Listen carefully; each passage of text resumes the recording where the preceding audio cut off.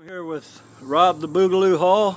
Rob's got a fight coming up Saturday, Brawl Inc. cage fighting, and Rob will be fighting for the heavyweight championships.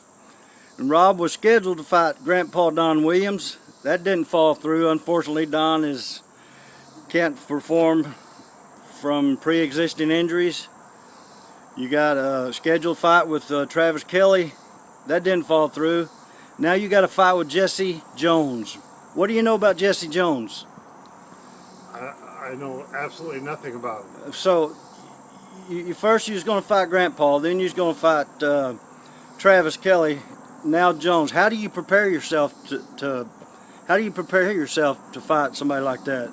Well, I've prepared for Grandpa, then I prepared for Travis, which is totally two separate fights.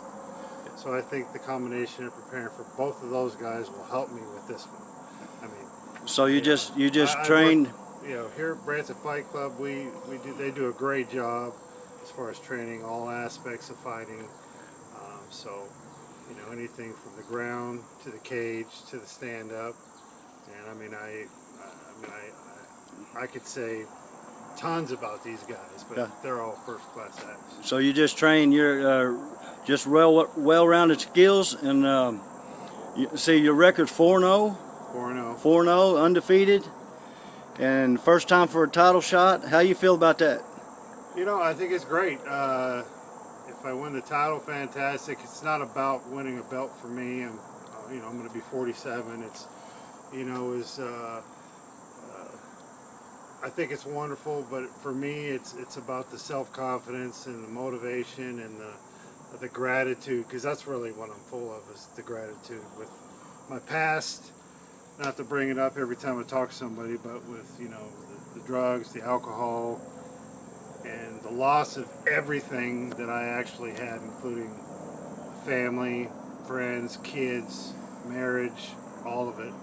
I lost my self-confidence and willingness to keep moving forward. So through this journey, it's taught me really how to dig deep inside, because it's just me and somebody else in there, and there's never been any animosity towards anybody that I'm fighting, but it's really helped me find myself. So to get in the cage for a championship is just it's more of the sweet cherry on top of the ice cream for me. You know, if it wasn't, I would still be there doing it. This is going to be my last one.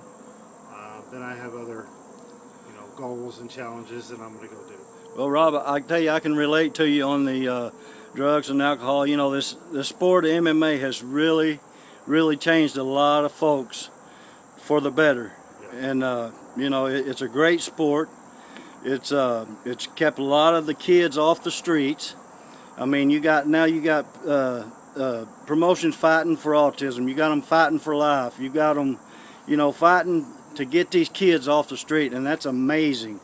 And I can relate to you on what you've been through, and the transition that you've made to turn your life over to, and then get into the mixed martial arts world.